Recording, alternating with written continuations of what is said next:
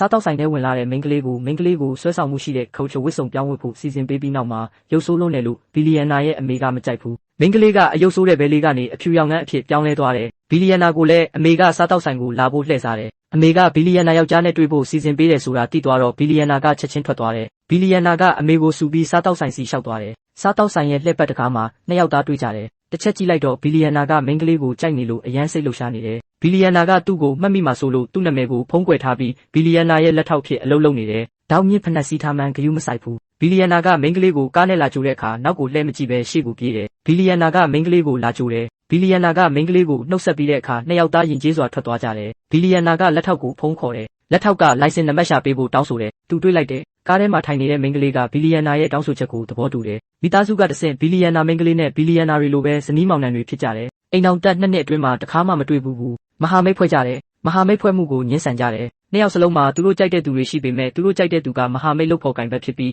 သူတို့ရဲ့တရားဝင်ခင်ပွန်းတဲ့ဇနီးဖြစ်မှမသိကြဘူး